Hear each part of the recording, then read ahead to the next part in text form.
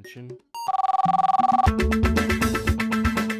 You're listening to Crossroads Church with Pastors Marcus and Natalie Avalos.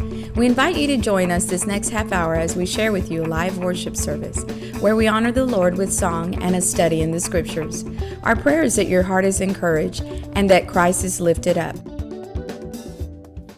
Hey, good morning. Welcome to Crossroads. My topic this morning is this: there's always a chance. We're talking about miracles. We're going to continue the series. I'm Joel. I'm a teaching pastor here, and I get to wrap out these last 2 weeks of our series on miracles. And today I want to talk about the idea that there's always a chance. No matter how impossible it seems, there's always a chance. And you know, I was thinking this week, you ever noticed how quickly we forget what used to be impossible? There's some stuff in your life that at one point you said, there's just no way that could ever happen. And yet here you are living it today, but then we forget. And sometimes we got to remind ourselves, oh yeah, that used to be impossible. But once it becomes impossible, that becomes our baseline. And we're, of course that wasn't a big deal. But at some point, God provided something miraculous for you. So we're going to talk about that this morning. But I want to start with a story. When I was 9 years old, I was at this church. It was a little church in Kerrville, Texas. And my dad was the pastor. And one Sunday morning during worship, I'm just 9, I looked over and there was a guy down the row from me. His name was Norman. And Norman, I loved Norman because he made me a baseball bat one time. It was awesome. And I loved him. He was a sweet older gentleman, but he had I'm not sure what it was, but he had some sort of surgery. There was a hole in his throat, and for him to talk, he had to push his finger over his hole. I don't know what that's called. I tried to Google it, but I couldn't find it. Trachea, is that what it's called? Any medical pros? I'm going to need it for next service, so. Tracheostomy. Okay, there we go. That's what he had. And I just remember having so much compassion for this guy. I'm a 9-year-old kid, and during worship, I felt like God clearly said to me, if you'll go over and pray for him, I'll heal him. I was like, whoa. And I remember just as a kid just feeling like this sense of faith come over me. So I walked down to the aisle. I didn't even know what to say. I'm a 9-year-old kid talking to this guy who's probably in his 60s, and I said, hey, Norman, can I pray for you? And he goes, sure. You know, he had to, sure. And so I just started praying for him. I'm like, Lord, you can do anything, man. You can heal, blah, blah, blah. And I prayed and I prayed and I prayed almost throughout the whole worship service. And nothing happened that I could see. He never got healed. And I remember that was the first moment where a little seed of doubt was placed in my heart. Like, okay, I really do believe God can do anything, and I've seen him do it for other people. But I started to kind of think, but maybe there's certain things that God doesn't want to do for me. So I started to put parameters. There's certain things that, yeah, he could do anything, but maybe he can't heal a hole in someone's throat. Maybe that's just not realistic to ask of God. I've grown up in the church. I've been hanging out in the church for 40 years, and I go back to that seed of doubt all the time. And anytime I'm about to pray for somebody up here or something, that thought comes into my mind of, maybe you should hedge your bets and ask for something reasonable. So somebody comes up and they've got an impossible situation, and my thought is to pray, I don't know if he can do that. And so I find we end up putting for me at least, I end up putting kind of a box around what God can do and can't do based on our own past experiences of disappointment. And sometimes we say, yeah, God would do it for them, but dude, my situation, I caused this problem. And, I'm not good enough to be asking God for this kind of stuff. And we end up I think we put these parameters around God. And I think one of the hardest things for me too is, and maybe you struggle with this, maybe not, I don't know. I really want God to look good because I really put a lot of faith in him. And so I don't want to ask anything that would put him in an awkward situation where if he doesn't come through, people might start to doubt him. Anybody relate to that? Is it me that's weird? Okay, I guess I'm just weird. That's fine. I've always known I was weird. But here's the thing. I find myself sometimes hedging my bets on things I ask of God, or when I pray for people, or they ask me, what do you think God's like? Can God do this for me? And I kind of want to I don't want their expectations to get too high, because what if God doesn't come through and then he looks bad? And sometimes I find myself trying to defend God's reputation because I'm just afraid, if he doesn't come through the way I want him to come through. So here's what I know about everybody in this room. You've got something in your life right now that as you look at it, it's pretty much, you've established that it's either impossible, like maybe you've got some situations in your relationships where you just say it's impossible. The marriage is way too far gone. There's just no way I can ever trust that man again. There's no way I can ever trust that woman again. Maybe in your finances, you've been trying to get over the hill, like the hump financially, and it's just every time you try and do it, you've been trying to be responsible. Something happens, a car accident, a trip to the emergency room, and it just throws everything into chaos. And you're starting to look at it and you say, man, God, I'm praying, and I believe you can do this, but maybe you're just not going to do it for me. And we get to that place, and sometimes we've got something that we look at it and we say, man, I think that's too little for me to ask God for that. That's my own little petty wishes. I can't ask God for that. It's too small. And I think, I know that probably within all of us, we may not think about it all the time, but we've got some parameters. We've got a box that we've kind of established. Here's where God works. And yeah, he may do this for other people, but I don't know that he would do that for me.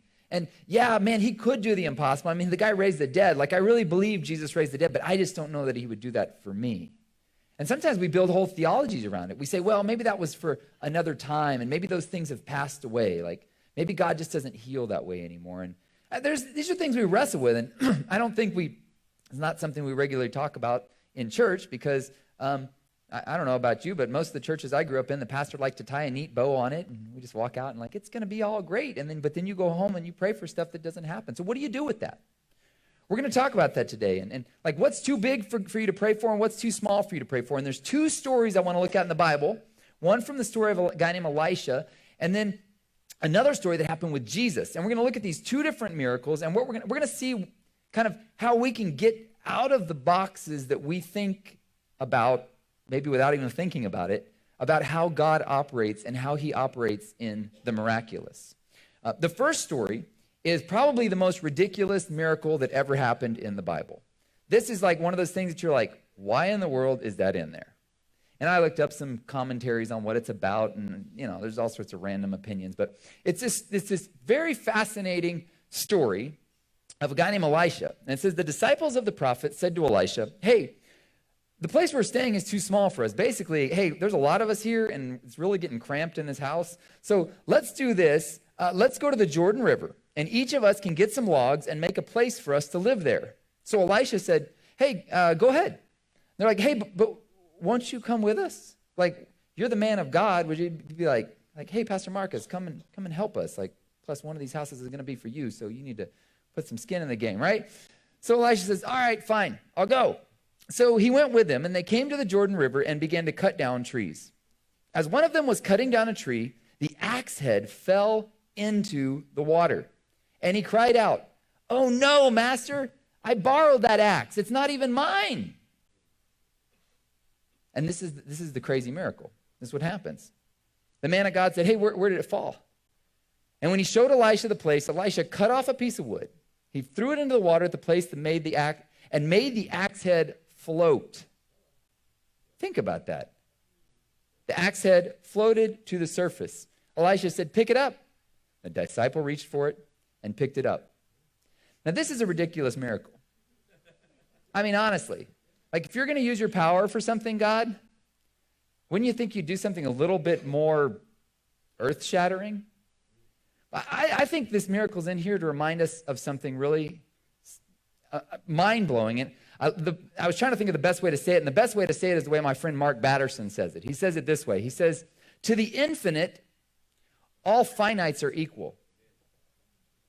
When you're infinite, like infinite means there's no limit to your power. Anything that's limited doesn't really have any meaning, because like when you can speak a few words, and all of creation comes to life, and light starts streaming out of your mouth, and it explodes into the universe, and the creation just starts forming at words you speak, there's no limit to your power. You can do anything. So what it means is this: there's no degrees of difficulty for a God who has all power. So if you have, like, there's no like stop over here. It's like, it's everything. And anything you throw, it'd be like having a big circle that's just like limitless. And you put a dot over here as hard things and a dot over here as small things. And he's like, well, there's no up or down, sideways or long ways. They're just dots, and they're all the same because I have infinite power, so I can do whatever I want. That's essentially what I think God is showing in this. He's saying, listen, there's nothing too small that I can't do it. And you may not believe it sometimes, but I believe God is concerned for our small needs. And sometimes the thing about it, like the laws of nature were against them, right? Axes don't float. They didn't float back then either, okay? Axes don't float. But here's the thing. A lot of times in our lives, the odds are against us.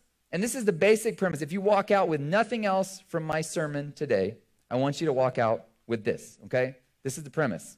The odds may be against you, but there is always a chance. So, just ask. Just ask. Now, what's interesting about these two stories is the first story, the guy didn't even ask, right? The story, he's just like, oh no, I have a problem. And Elisha's like, let me take care of that, okay? The next story involves Jesus. Jesus is doing his miracles, and a guy shows up, and he says, they brought a boy to Jesus, right? And when the spirit saw him, the boy had a spirit within him, like a demon. He was a demon-possessed boy, okay? And when the spirit that was in the boy saw Jesus, immediately he convulsed, and he fell on the ground and rolled about, foaming at the mouth, okay? So you can imagine the picture. Jesus is walking around doing these miracles, and a guy's probably, like, he knows his son has this issue, so he's probably a little embarrassed to even bring his son because he knows, like, they've had awkward situations like this before. Like, have you ever been that parent on the plane that had the kid with the meltdown? Like, you're that parent? I've been that parent. And this is him. He's bringing his kid, and Jesus asked the father, hey, how long has this been happening to him? And this is what's interesting. I think it's very important detail. Like, I think Jesus already knew this, but he wanted it to be recorded forever.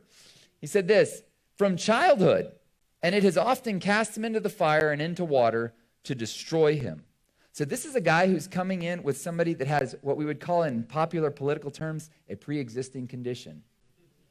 He had a serious pre-existing condition, and it wasn't going away. And here's where I hear a little bit of resignation in the boy's father. He says this, he says, but if you can do anything, have compassion on us and help us. Now this is fascinating, okay? They didn't necessarily know Jesus was the Son of God. They just knew he was doing a lot of miracles. And here he comes and he says, if you can do anything. I hear in that like a lot of resignation. Like, man, we've tried everything. We've taken him to doctors. Back in the day, they used to like bloodletting, all these painful procedures. Like, we've tried everything. We've spent a lot of money on this. We've tried to get him cured. We've tried to get him healed. But there's just resignation. He's like, if you can do anything. And I love Jesus' response. He says this, if you can. The guy's like, no, listen, it's really hard. It's really bad. And I know you're a busy man, and we're pretty much resigned. We know what it's going to be like living with this for the rest of our lives. The doctors have said it's a pre-existing condition. It's terminal. It's not going to go away. I'm going to have it till the end of life. But, and so he's like, if you could do anything. And Jesus is like, if you can? In fact, I was thinking about this. If Jesus was texting back to God, he'd be like, and then this dude said, if you can do anything. And this is Jesus' emoji.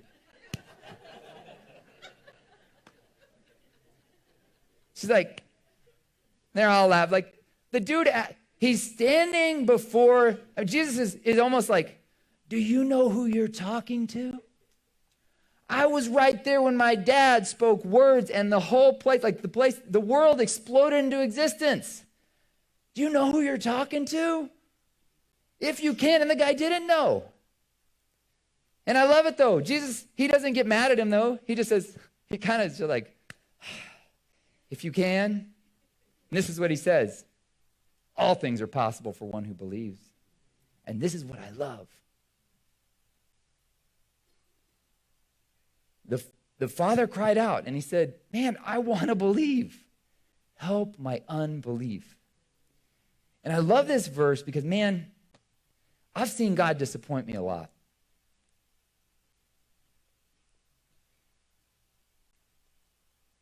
But it doesn't depend on my faith in the end. Even that is something he has to give to me. So I'm sitting here asking him to do stuff, and I'm like, man, if I can just, you hear a lot of preachers say, it all depends on your faith, if you can drum up the faith. And I'm like, man, I've had enough disappointments that I don't even know if I can drum up the faith. And Jesus is like, don't worry, I got that covered too. Jesus heals the dude. He heals him. Afterward, the disciples come up and they're like, hey, we tried to do that. What happened? And Jesus is like, dude, this takes a lot of prayer and fasting. Like, you got to have your act together to get this kind of a demon out, which Jesus did, obviously. But what I think is just fascinating is this right here, because, man, so many times, I think it depends on my faith, my ability to drum it up. You know, and then we always say that all you need is a mustard seed of faith. And I'm like, man, I don't think I can even come up with that, because I've prayed for people and they died. And my dad always jokes that he went and prayed this one time. Some people said, hey, he was a pastor. They said, would you come and pray for this lady? She's lived a long, good life. She's on the end here. Hospice is here. Would you just lay her hands on and release her spirit to the Lord? And all the family was in agreement. And Dad came and prayed that we release her spirit to the Lord. The next day she popped up, lived another 10 years.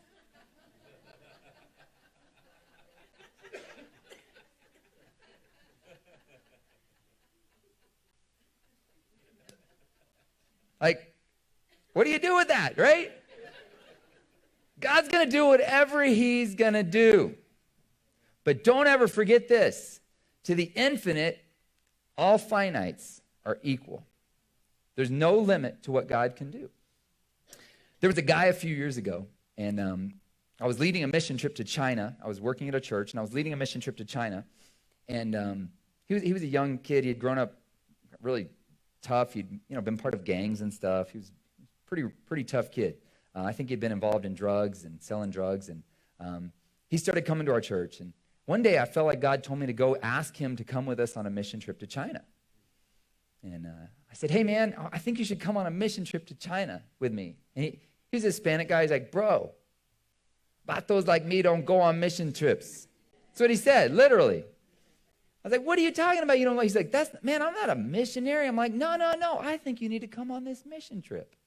He's like, man, I grew up in the street. Like, people like us, we don't do that stuff. That's for people like you. And I was like, I'm telling you, man, I really think God wants you to go on this trip to China with us.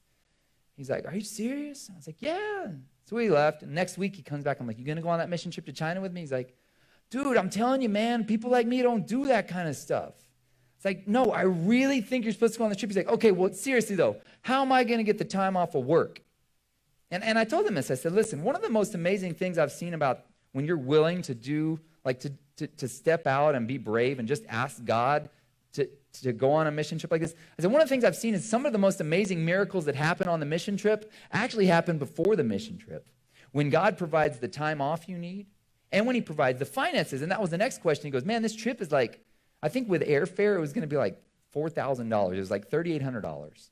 He's like, man, I have never seen that kind of money in my whole life. I never. And I was like, hey, listen, I know it seems impossible, but I think that God wants to provide for you to go on this trip. And I could tell he was kind of turning to it. He's like, but dude, there's just no way I can get that kind of money. And he went through it. We did a little class on how to raise money. And I just said, here's the thing, man. You just got to get out there and ask. And this is the hard part about it.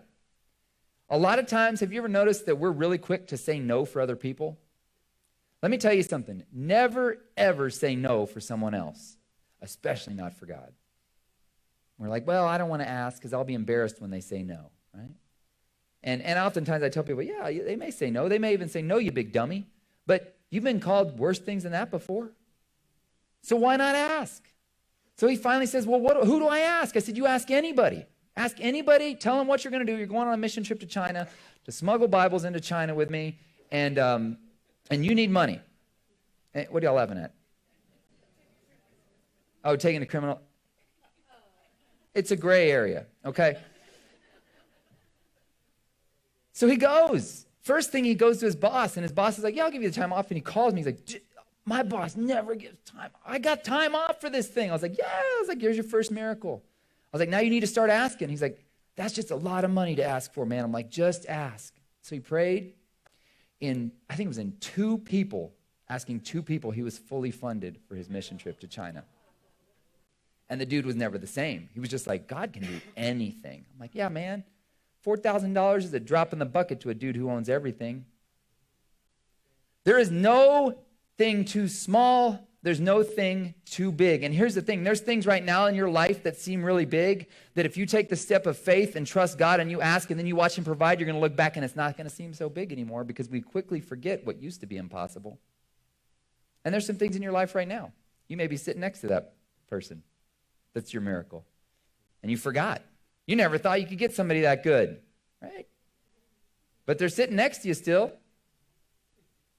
You said, it used to be impossible. And now you're like, well, now it's just your wife, right?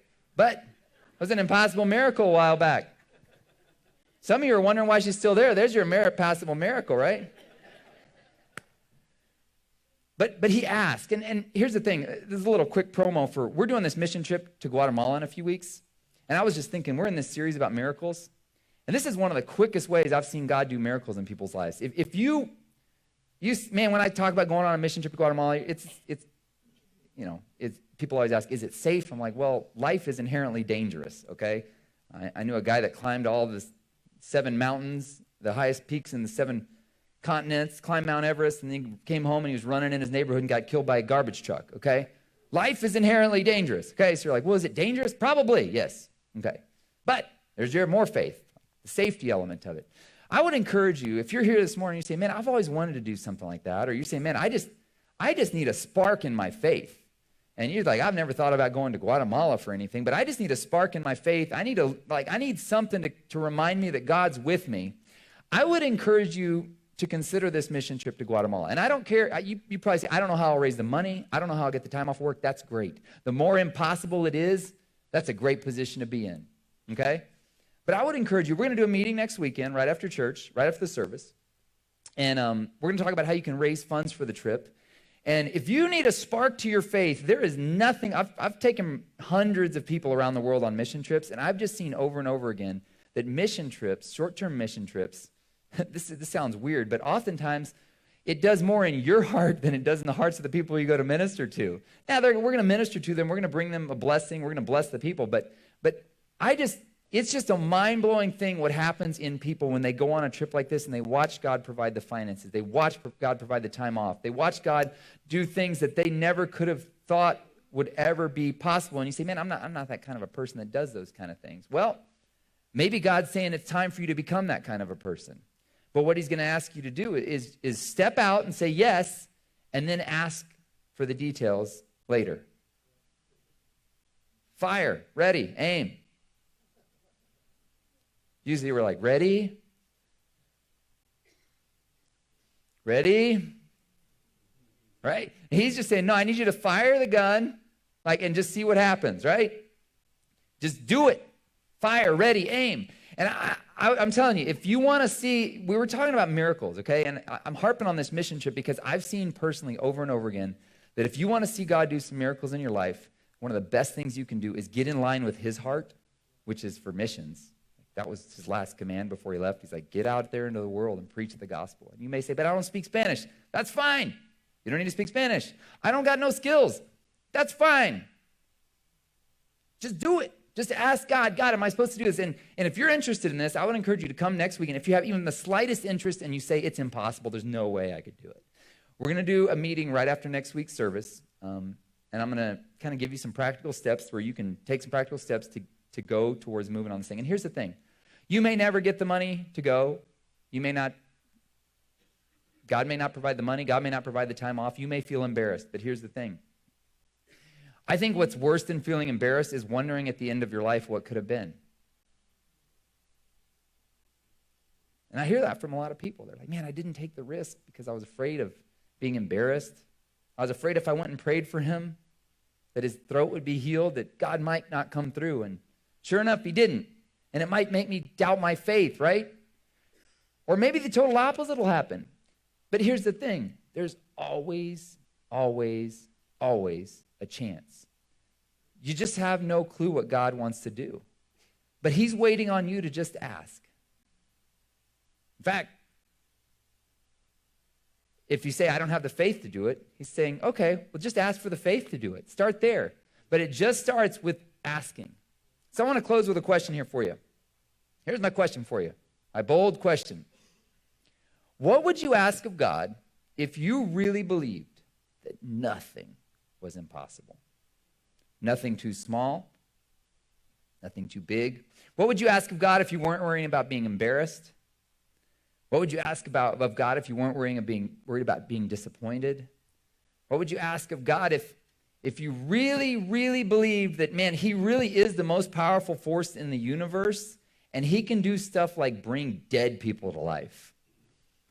A few weeks ago, there's this church called Bethel, and it was in the news, and people were mocking them because they believed that God was going to bring back to life a girl.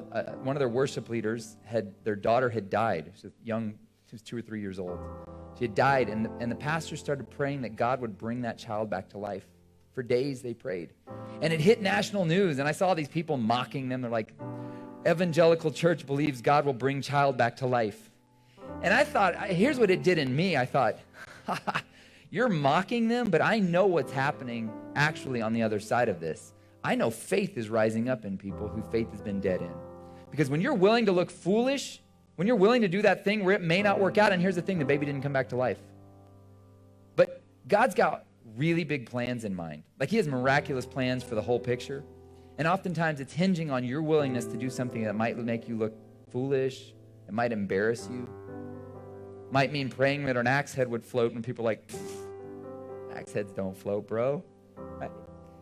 But there's something in your life right now. And it seems like it's dead. And it's just like, well, you'd be foolish to ask God to bring it back to life. Hey, maybe it's time you just start to ask, because there's always a chance. Maybe 1 in a million, maybe 1 in a billion, but there's always a chance. And all God's asking of you is, are you just going to ask me? And if you say, I don't even have enough faith to even ask, like, I don't even have enough faith to believe that you can do that because I've been so disappointed in the past. Man, stuff has not worked out well in my past. And he says, that's fine. That's fine. You've got an illness that you've had your whole life, and you've been praying and praying, and you just stopped praying for it, right? Maybe it's time to circle back around and pray for it again. You've got a relationship. You're like, man, this is dead. There's no way. It's not even worth fighting for. It's just causing more grief. Maybe it's time you drop to your knees and you just say, God, man, I want to believe, but I've been so disappointed in the past that I need you to help my unbelief. And if you'll get to that position, you don't have any clue what God can do. You really don't. He's infinite. Infinite power. The word is omnipotent. All power is his. Raising a relationship back to life is nothing to him. Creating the world, nothing to him. Didn't even break a sweat doing it. There's nothing too small for him in your life, and there's nothing too big for him. So we're going to close in prayer. And I want you to, we chose this series, Miracles, because we believe miracles are going to happen. And man, we've already seen some miracles happen. In fact, a miracle happened this week, but that's not my story to tell. But it was an amazing miracle that happened to Marcus's family. And I'll let him share that sometime in the right time. But it's happening all around you, okay?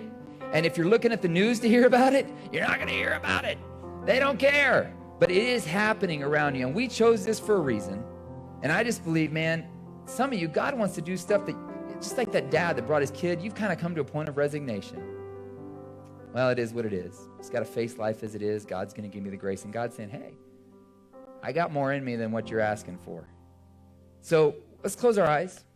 And I want you to think for a second about that thing that you've just maybe given up hope on. Maybe it's too small. Maybe it's too big.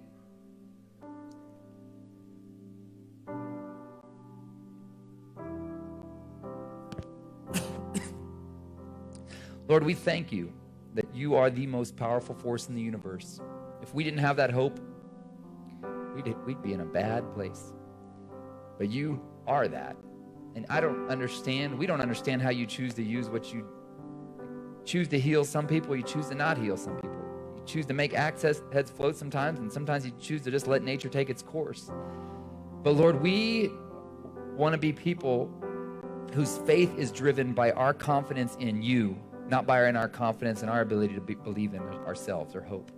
So I pray, Lord, this morning, that for those of us who, man, they have a dead dream that they've just said, it's just not going to happen. Maybe a relationship that seems like it's over.